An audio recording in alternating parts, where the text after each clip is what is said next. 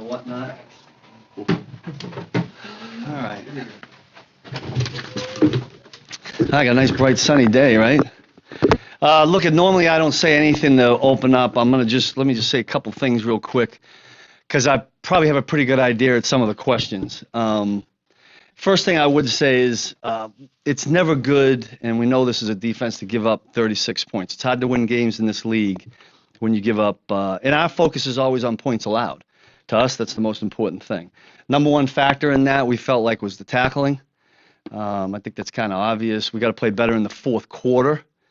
There's another note I have, and that was really 2 drives. You know, it was a long drive that they kind of kept the football, and then we went into what you call a 4-minute defense, which for two downs we did really good. You get them to a 3rd and 8 in a 4-minute, that's a good thing. The hard thing with them is we didn't know if they'd run it or throw it, because number 8 can run it on a 3rd and 8 and get a first down. So anyway, we didn't make the play, and they got to a 4th and 1, and we know what happened after that. I know most of your questions are going to be red zone. You're going to go there, I'm sure. I understand it. I get it. I hope you can understand that I'm not going to go deep into the solutions, how we're going to change it, how we're going to fix it, because I'm talking to the Chargers, right? I'm not going to do that. I will say that there's been an extreme focus on it. The players have taken ownership. The coaches have taken ownership. We did have some wrinkles in last week in the red zone, one that I thought worked pretty good and one not so good. So we were kind of 50-50 on any changes, but it needs to get better. It begins with a lot of things. I mean, the basic football in the red zone, which is just kind of burr up and man up, like we say. So that was the 2 teams that we've played have been pretty challenging in that regard, red zone and the run defense. Hopefully it'll make us better going forward. But what we're putting out there right now obviously is not good enough. I think we all know that. So with that, I'll open it up. During times like this, when things aren't working maybe like you hoped or anticipated, what's the week of preparation like, not just for you, but for everybody? Yeah. In practice, meetings, everything. I tell you, I thought it was different. It has been since Tuesday morning. We met first as a team, and I thought Coach Reed was terrific in setting the tone for where we're at and where we got to go. I think the rest of the staff, I'm sure offense did it too. We echoed his sentiments, and I really liked the way our guys in particular reacted yesterday, how they performed. I put on tape this morning in the morning's meeting, the first drill we do. I think you guys are out there for when we do what we call our pride drill, where it's a pursuit drill or interception. And I put it on this morning. I go through the practice in the afternoon, and I go through it again in the morning, and I put that swarm drill on.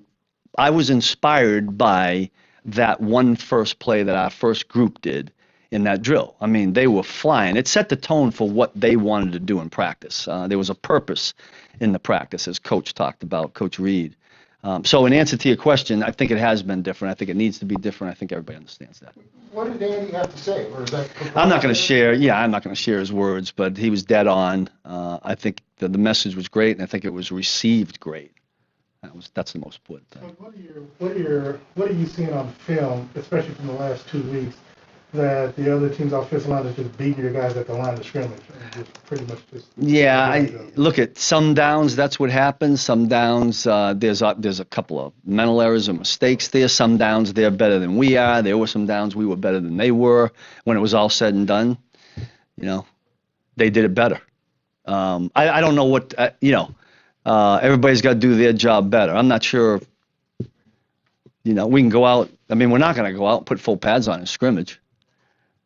So we got to get it fixed, with the way you get it fixed in the NFL. People do it.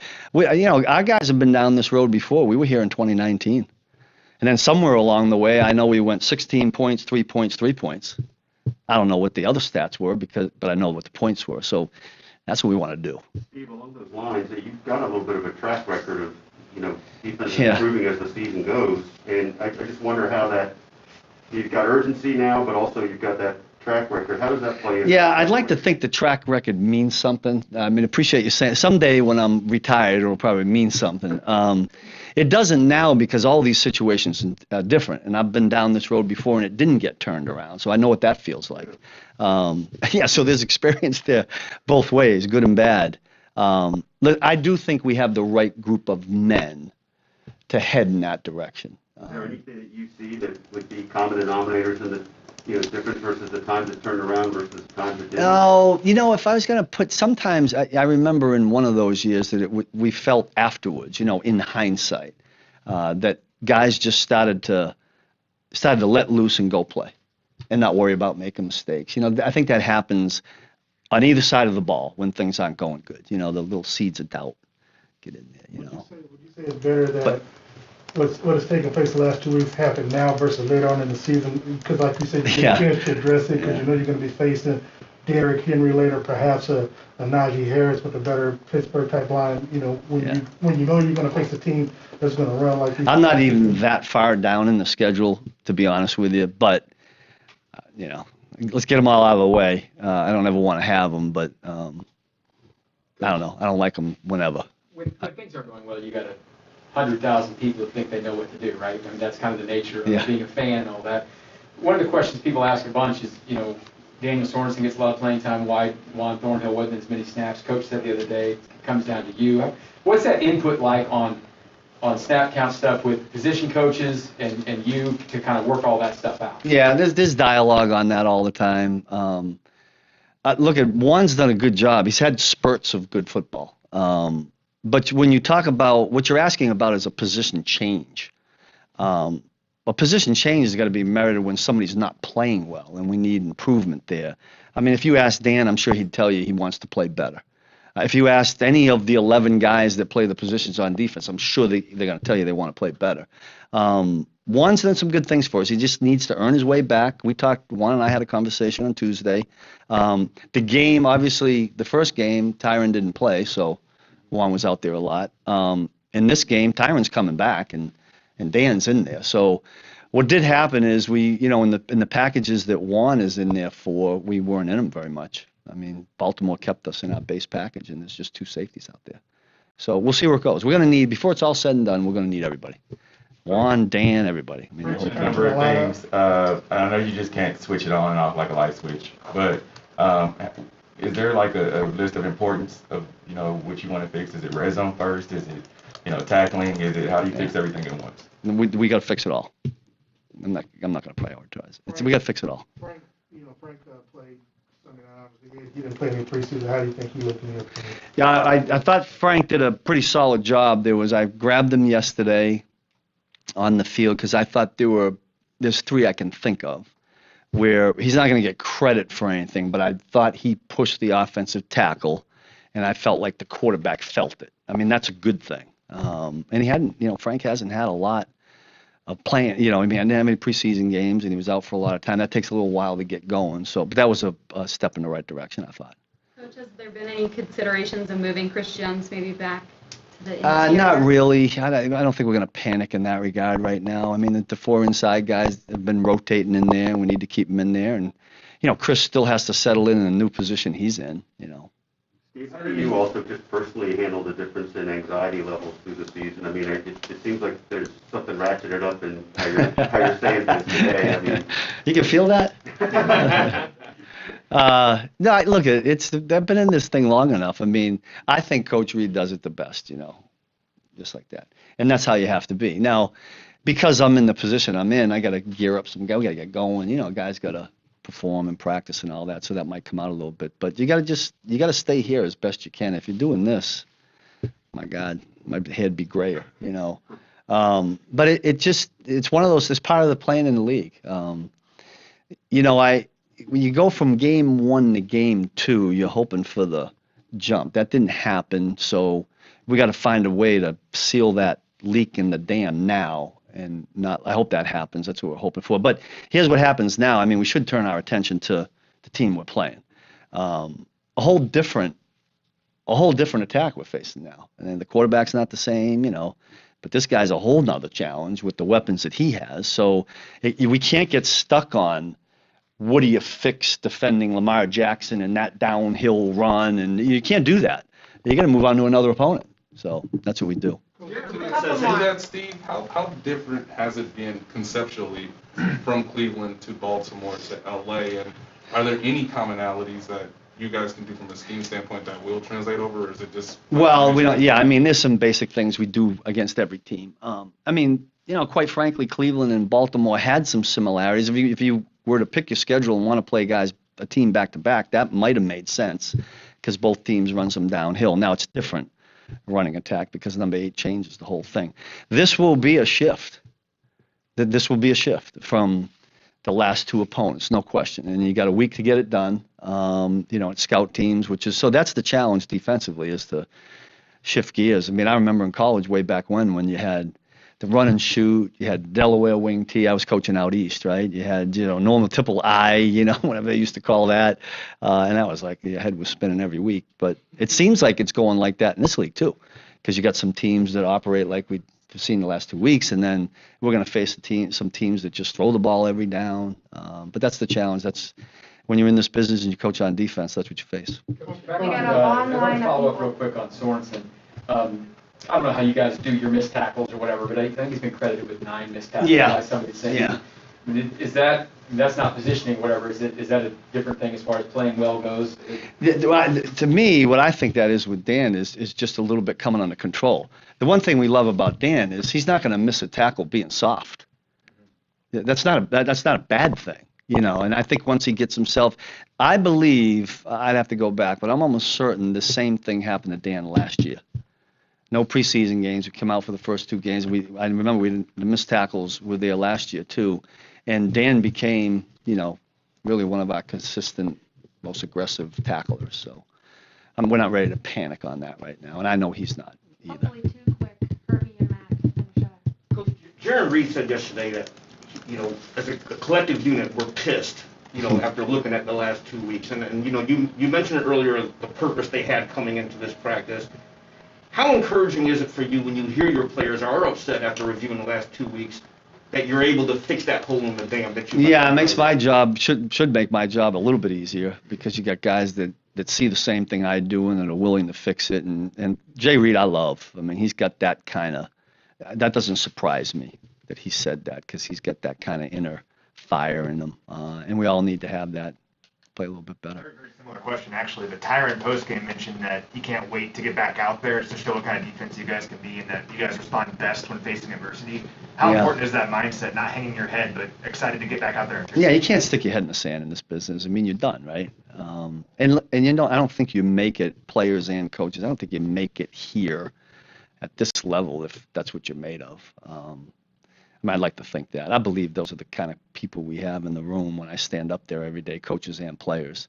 That doesn't guarantee, all of a sudden it's going to go the other way. But I know one thing, we'll grind at it. We talk about being rock solid all the time. I mean, I flash something up almost every day about the foundation we built this thing on. And we got to go back to that and get that done. Find a way to help our organization, our team win.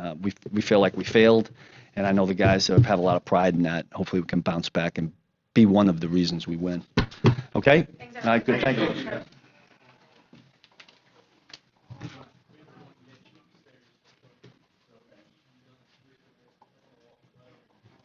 We ran over on Stag, so you lost 3 minutes of EV. Oh, boy. Ooh, not bad.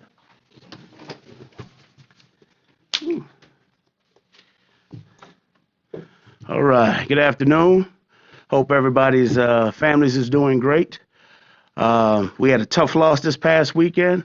I thought our guys played hard. And one thing I pointed out to them, and I raised my hand when I said this, sometimes you learn lessons in life, but sometimes this game can give us lessons.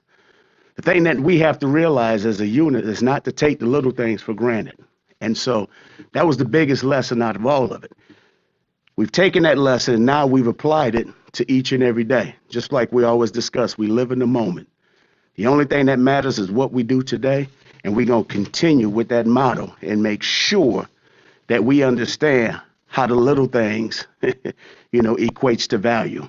With that said, I'm all ears. You take what you get with Patrick when he has the interception, but obviously Clyde had his first fumble. What was that conversation like with him to kind of keep his spirits up on the way back from Baltimore? You know what? And you got to understand, I've been in that situation as a player.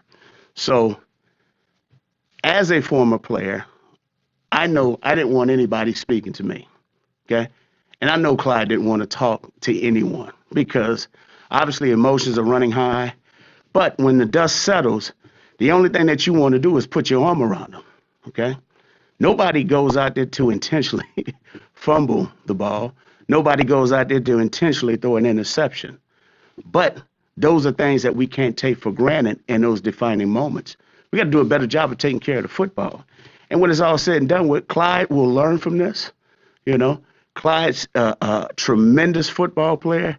He's a great kid, and we're looking forward to him winning more games than helping us to win more games than what we ever could imagine. So I'm fired up and excited about making sure that our guys put that game behind them and continue chopping wood. How does he bounce back from these types of things in the past? You know what? It seemed like he's doing good. I mean, we had a great conversation yesterday. I thought yesterday probably was his most prolific practice. And that's not saying that he doesn't always come out there and practice hard. But I thought he did a heck of a job because his focus is in a different place. And I'll say this, and so I think you guys have heard me say this before. Sometimes without any bad luck, we wouldn't have any good luck at all. Sometimes you need to be humbled, and things happen, you know. But for whatever reason, we had to go through that experience. But now our job is to make sure we're focused on the prize, okay? The prize has always been to win to win the AFC West. And the only way we can get that done, we have to take care of business this up and coming weekend. You talked about lessons and stuff like that, and I know we've asked you this before about the run game. You mentioned how 7 yards is considered a run. But when you go back and you look at, and I had a picture of it, time of possession, 36 minutes, 24 minutes to you all. How important is it for you all to really try to establish a run game to set the tempo for you all, so you don't have to feel like you always have to rely on Patrick and the arm and quick plays and stuff, so you don't find yourself in a situation like you did Sunday night. Running the football is always important. You know, one thing I'll compliment Baltimore on, first of all, they did a great job of running the football. They did a great job with of chewing up time on the clock. But when it was all said and done with, it didn't make a difference how great we ran the football, all right, or how poorly we ran the football. We still gave ourselves a chance to win in those defining moments. And one thing that we understand here, it's not about the stats. You guys have heard me say this. It's not about the numbers. The only thing that matters is the alphabets. And we want to make sure as a coaching staff that we're putting our guys in the right situations to go out there and have success, to give ourselves a chance to have a chance to come away with a victory. Yes, ideally, we would love to run the ball better. But when it's all said and done with, if we're giving ourselves a chance and putting ourselves in the right positions to be successful, also, we need to make sure that we're doing the little things that's going to help us to secure that W. I do get that, Coach, but when you look at it, though, and, if your offense is scoring quickly and the defense is on the field giving them long drives, you put them right back out there, and then, the team can come back down, have a 14, 50-play drive, and score on them again. I mean, that's kind of putting the defense at a disadvantage, don't you think? Well, I thought we did a great job of driving the length of the field a few times. I thought our guys demonstrated tremendous patience. I thought this was probably Pat's most patient game. He just took exactly what they gave him. And the thing I thought our guys did, they were basically matriculating the football down the field. And when it's all said and done with, like I said, when that game got in a critical time, we were expecting to win. But an unfortunate situation happened. Kudos to them. They did a hell of a job. They did a great job of doing what they needed to do. They got the strip. Now, hey, we pick up the pieces. We keep chopping wood, and we go back to work. That being said, the Ravens didn't blitz as much as previous years. I just wonder how much of adjustment did you guys have to make in the game to recognize that they weren't blitzing much? And is that a trend that you guys may have to look forward to for the remainder of the year, given how successful Pat is against the blitz? So going into that game, obviously you're always preparing for what an opponent can present that can probably present more issues than anything. But also, too, there's also contingency plans. All right, what if they just line up and play just a shell, just a zone defense the whole entire game? Our guys were prepared for everything, and especially these early portion of the season, because you never know what teams are going to show you. So you want to make sure that you're covering all your bases, that you have all your contingency plans lined up. Like I said, I thought our guys did a great job of maximizing the opportunities when presented. It was just a few opportunities that we left out there on the table that came back and bit us. And in those type of games, you can't turn the football over. We have to take better care of the football. That way, we'll give ourselves the opportunity to come away victorious in those close games. The fumble aside, just discounting that for a second, why hasn't Clyde had more of an impact in his year plus that he's been here? Well, I mean, this is what, week 3? It's week 3? And I'm not trying to be. Yeah. But I thought as a rookie, with the exception of the injury, I thought he had a pretty good year. And obviously he came back and fought his way back to make it back to play in the Super Bowl. But you got to understand, Adam, this is the NFL, and we've done some things over the past few years that has put us in position to where everybody, when we're playing them, this is their Super Bowl. And every game is going to be tough. That's what I love about being in this position, because our guys are very, very competitive. And so they go out and compete and fight, but they also understand the importance of playing for one another. If anything, okay, I guarantee you, regardless of that fumble, Clyde, regardless of what his stats were, the only thing he would want is the victory. And so that's what makes this team special. That's what makes these guys special. That's what makes us as an organization special. It's the unselfishness, okay? Because we don't care about the numbers. The only thing that matters is the alphabets. But we need to make sure that we're taking care of the little things to give ourselves that chance to be successful in when those opportunities are presented. Okay? All right. Y'all take care. We got to roll fast. We have 5 minutes for the coach, guys.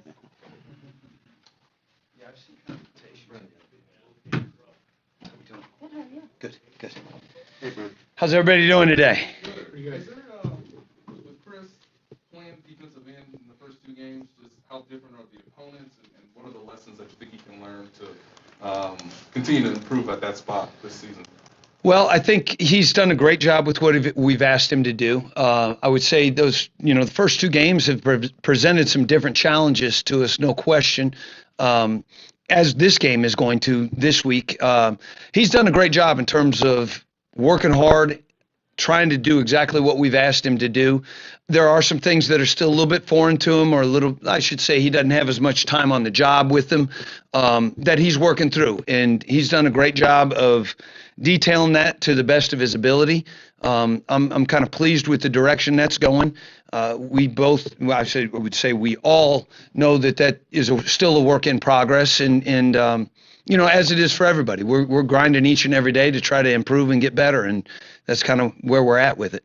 What would you say those things are that he's trying to sort of polish up or get more time on the job? I would say there's some calls, there's some scheme element, there's some line of scrimmage communication. I would say one of the things that we feel, especially at Arrowhead, and it's a great problem to have, crowd noise is a factor for us defensively, because of the volume on the line of scrimmage communication can be difficult to hear and distribute. So we're working through some of that. Some of that we can help ourselves with just understanding when, the why, kind of the mechanics of the defense and when those adjustments are going to come up, where you can anticipate those things. He's done a great job there.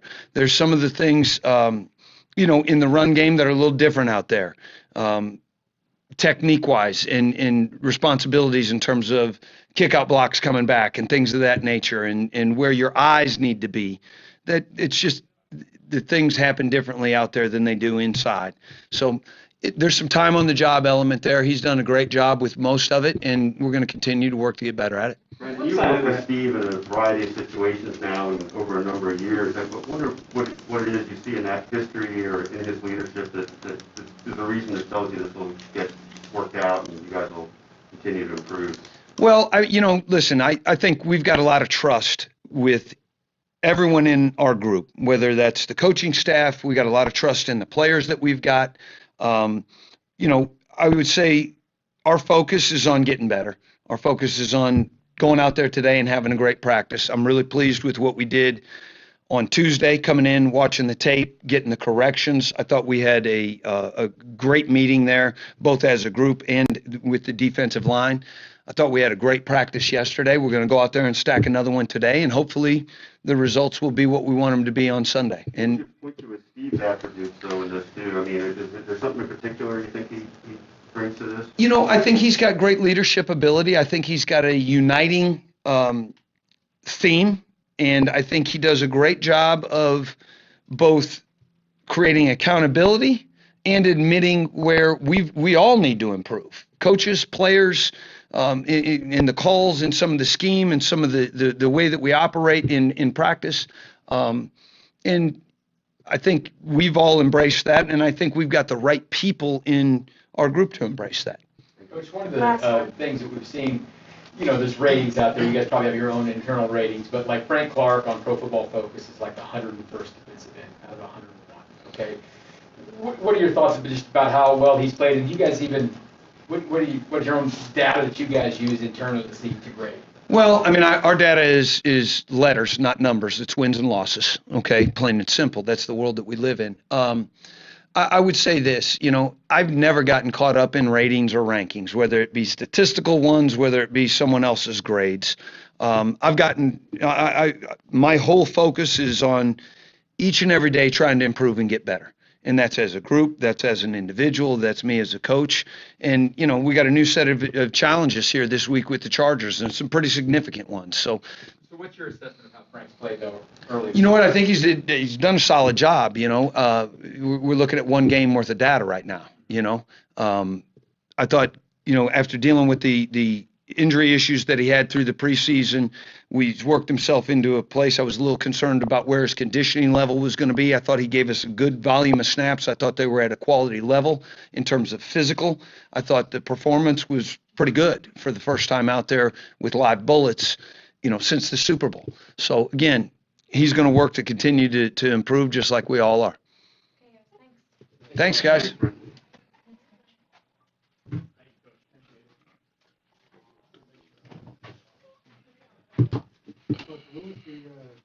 Coach, we did get a chance to obviously talk to you since the first game. But what happened in that situation on the field with the Browns defensive player, and also J.C. Treader mentioned something about you being fined by the league. Is that true? So what happened in the situation is that I lost my cool, and emotionally I got involved in the game in the way that I shouldn't be. I shouldn't be involved. My purpose was to get my guy and get him out of the situation. And as a parent, I need to be a better example and diffuse the situation. And that's how I looked at it, that I was going over there to get him out, and it didn't end up that way. And it's something that I shouldn't have been a part of, but it happened. And I've moved on from it. I've spoken with Coach Reed. I've spoken with the NFL. And from that standpoint, it's not going to happen again from me. So other than that, I that's what it really was for me as far as the situation that occurred. So. Coach, Clyde has had some struggles kind of getting back in and making things happen. The tough play of the night was the fumble, obviously. We couldn't really see on the replay. Was he holding the ball the way you guys coach it? It was just one of those plays that happened, or what can he learn from that? Well, what we all can learn, and obviously Clyde was in that situation, is that we have to protect the ball. And Clyde knows that. The whole team understands the situation that took place then. But he did have the ball high and tight. The guy made a play, and we didn't secure the ball. But if 12 people tackle him, I don't care. Nobody cares. In that situation, and really in all situations, the ball must be secured. And that's pretty much what I told him, and he understands it, and we move forward with that. We working diligently every day with everybody involved, whether it's running backs, tight ends, receivers, quarterbacks, who's ever touching the ball from a defensive standpoint. Ball security is the utmost importance. We preach it every day, and it was an unfortunate deal that happened. We know it can't happen, and Clyde knows it can't happen. And we're past that game and we're moving on to the Chargers. So how has he responded in practice so far this week? As a professional, he's come out and he's worked hard. He's done what he's done each and every day. It's not about worrying about what happened in the past. We can't change any of that. We're moving forward, and he's working hard to continue to get better at his craft, whether it's running, pass protection, catching passes out of the backfield, and that's what his job is, and that's what he's coming up here to do. Coach, it's been a sluggish 2 games for the run game in general, and I know Andy Reid on Monday said that some of it is getting used to the offensive line. As the position coach, how do you get your running back group accustomed to this offensive line, because it's also new? Well, everybody that's involved on offense is 1/11th of the thing, and everybody expects everybody to do their job. So as far as the blocking schematics and getting on the same page, that's not our job as running backs. Our job is to see the hole, get a proper alignment, proper footwork, see the hole, and hit it. And we can do better at that from a running back's perspective. I'm not going to sit here and design the play or say this needs to happen from an offensive line standpoint. Coach Heck does a tremendous job with those guys, and we're going to continue to plug away, and things are going to start popping for us. And I feel very confident in that, and so do the other guys on this team. Last one, Blair. Okay, thanks everyone. All right. Thank you.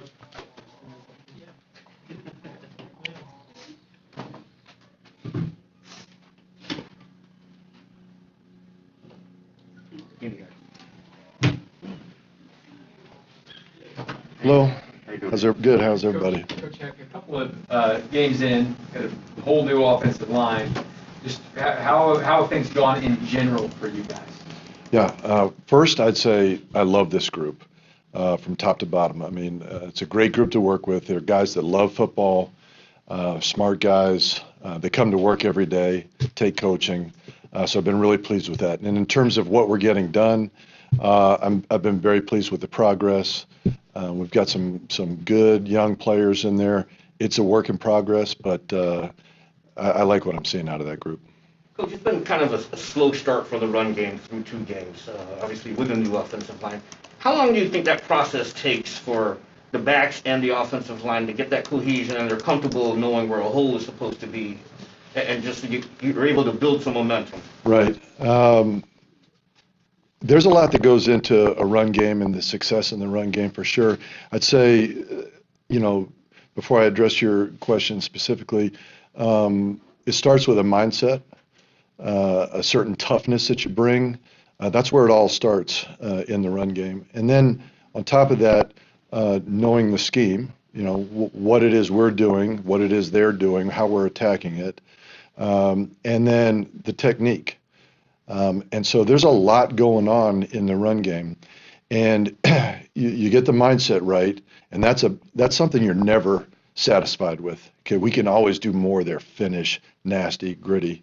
You look at the first 2 plays of the game the other day. Trey Smith, boom, takes Calais Campbell and does a nice job physically with them.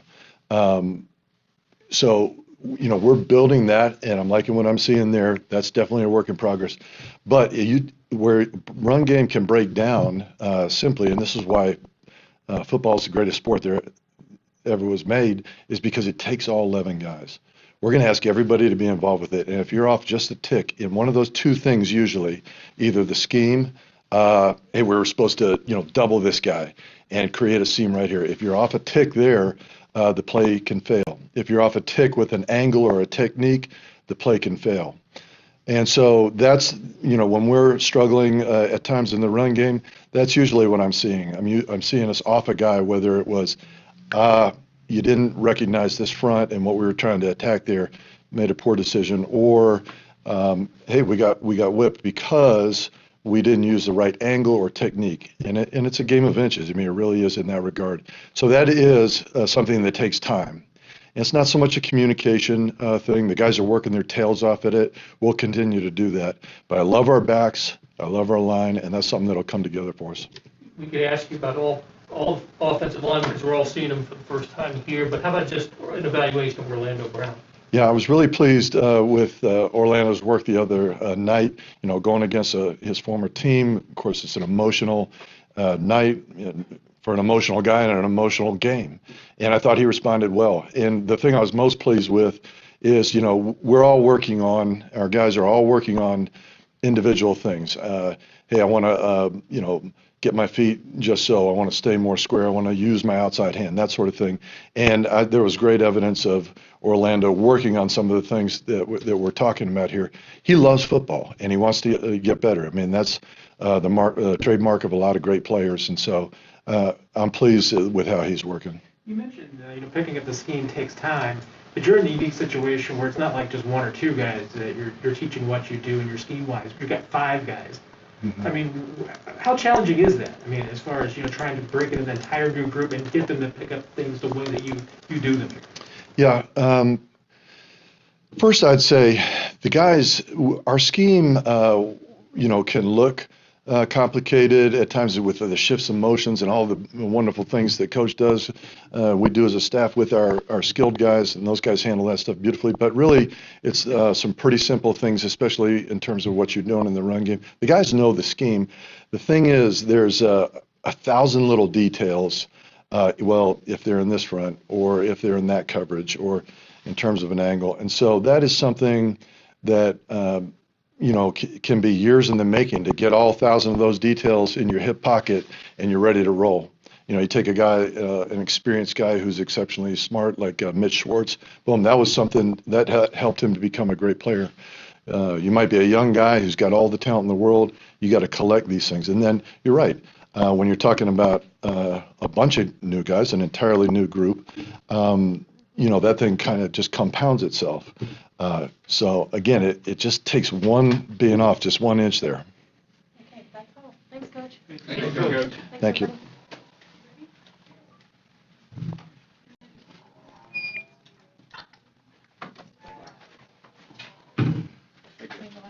Yeah.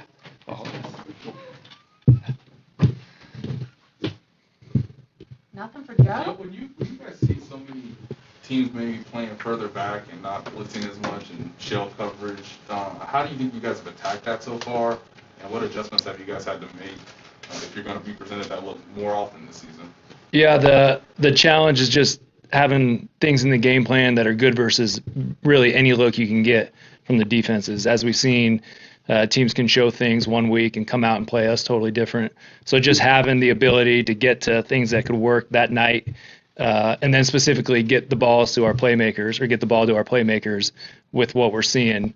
That's the challenge every week going forward. And then specifically with some of the softer zone coverages, it just adds just a little different wrinkle than maybe some years past. How much do you like the back and forth of trying to figure out if a team is doubling Tyreek, how to get him open or give him the ball more, or using that to your advantage with obviously the rest of your receiving corps? Yeah, that's it's a good challenge. It's a delicate balance. I think we always want to try to get Tyreek the ball. The more times it's in his hands, the better for everybody. At the same time, without forcing it or really taking away from either other parts of our offense or the other guys, is kind of the balance that we try to strike. Joe, what about Pringle? Are there things that he does maybe none of the other guys in your group give you? Yeah, he puts his own little flavor on the routes and the concepts that we have. Byron specifically, he's got great instincts. I think we've seen it on kickoff return when he has the ball in his hands. He's got great instincts. And then to his credit, he's put a lot of work in studying the playbook and then taking a bunch of reps in practice to be able to translate, those instincts to the field. And I think that's kind of what you're seeing now is he's just out there using his instincts. He knows the offense, and he's just out there playing. And that's when he's at his best. How good was it the other night to see on a couple of the long plays? These weren't just typical over-the-top plays where you had guys downfield blocking. And what kind of response does that get in the tape room when you guys go back and Yeah. No, they're reminded of that constantly at practice. Some would say, almost ad nauseum. So, but it was good to see it translate. And it just shows, kind of the passion for the game that those guys all have. It's an NFL game. It was Sunday Night Football. It's the big stage, but to a lot of them, it's like recess. And they're just out there playing, having fun, fighting for each other. And that type of energy, that type of excitement, we try to carry every week in this long season. And I think it'll translate to, like you saw big plays down the field, creating opportunities for everybody, that type of stuff. That's their personality as it is, but we try to not only highlight it but emphasize that. Coach, a lot of chatter about who is the number 2 wide receiver outside of Tyreek Hill, but I think we saw last week's game you're capable of using a lot of players. Would you say that you have a bona fide number 2, or is this more or less a committee at number 2? Yeah, I think you would say a committee. All of our receivers play all the different spots based on any given route concept or any given play. They can be all over the field, and then like we've seen with McColl or D-Rob, Pringle, they all have their own individual flair or ways that they prefer to get open or run a route versus a certain coverage. So it's kind of previewing during the week what you expect to see, whose type of route preference or receiver style would be best at a certain spot, and then just try to put them in where they'll have their most success. Anybody else? Okay, thanks, Joe. Thanks, everybody. All right, thanks. Let's just sneak in. Is that it, guys?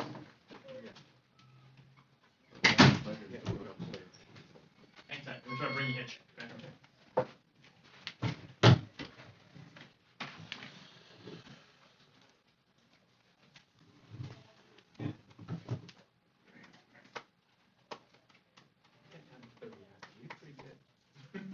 Behind schedule. We got them right at 30. Nobody said thank you or anything.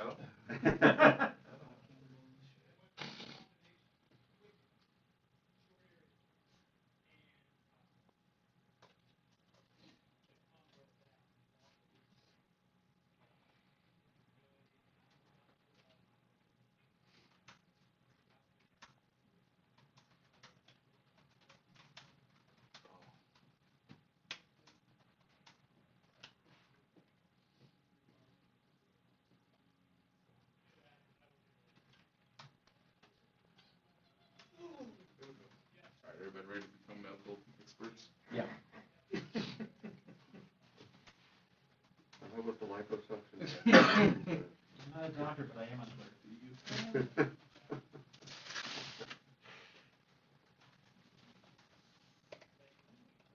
Anthony, we'll get to the game, but for just a few minutes.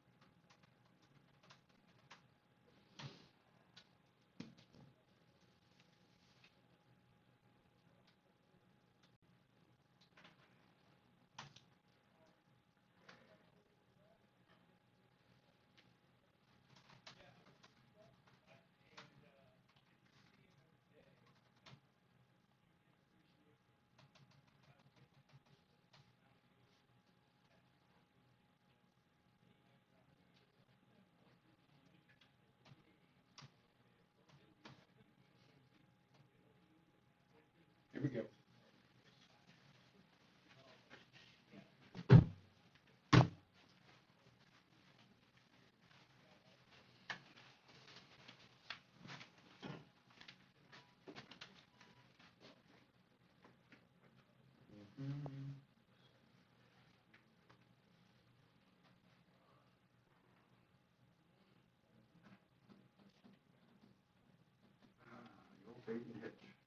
I saw him. He's right here.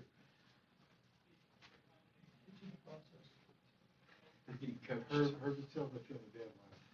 Yeah, I know, right? Heard it came up. If you actually got the defense, just give him a generic answer. Well, he's pointing here, so this must be. He is, he keeps pointing here. So, what Andy said yesterday. Yeah. So make sure you're on the same page as Andy. You talk too much. Was it Monday or Tuesday? Yes. All right, here he comes. You gotta brief him. Maybe. Briefing. Yeah. Hey, stop. Turn it back. Here we go. Andy. All right. I'm gonna be a little bit quick here, but How we doing? fire away. Anthony, Coach said you had some sort of a procedure on Monday. Can you tell us what was going on there? Yeah, I had like a genetic cyst you can call it. I had a couple of them removed. No big deal. I'll be ready for Sunday. So. When did you learn about that? Was it something you knew about? Yeah, I probably had them since I was a sophomore in college, so a while ago, 2012ish. Yeah, but they don't bother you. You can just leave them in. But I had a couple that started to, bother me a little bit. You've done it before? No, that's my first time. Yeah. Yeah, but it's nothing to worry about. I'll be ready for Sunday. So. Cool. So running the ball against the Chiefs has been the thing to do the last couple of weeks, right? Yeah.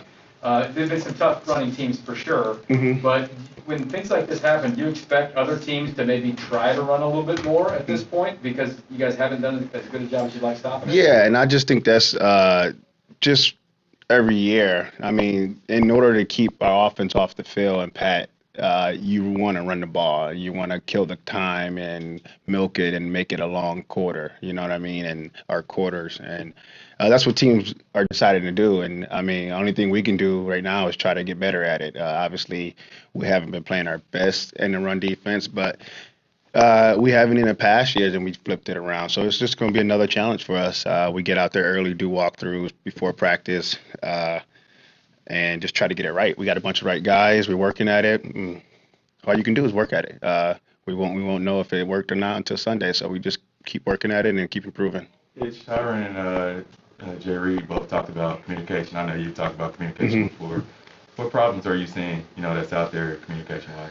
Yeah, I just think we got some different guys just in different positions. We got younger guys playing. T5 didn't really play. He was our communication guy in the back end the first game. Then he comes back, and then we also got young guys, a couple of new guys like Jay Reed in the front. We got Nick Bolton playing a lot of snaps. So it's just the timing and culture and guys just echoing things and feeding off each other and things like that. But we'll get that down. That's my least worries. For me as a player and as a defense, I think our main focus is right now is stopping this run, making it second and long, third and long, so we can let our rushers rush. We don't have that many sacks, and the reason why is because it's 3rd and 2 and 1, or 3rd and 3. They can run our pass, so we just gotta correct that aspect so we can let Chris and Frank just take off and sack the quarterback. But you notice a big difference, I guess, between week 1 and week 2 with the addition of Frank Clark and Tyrann Matthews back?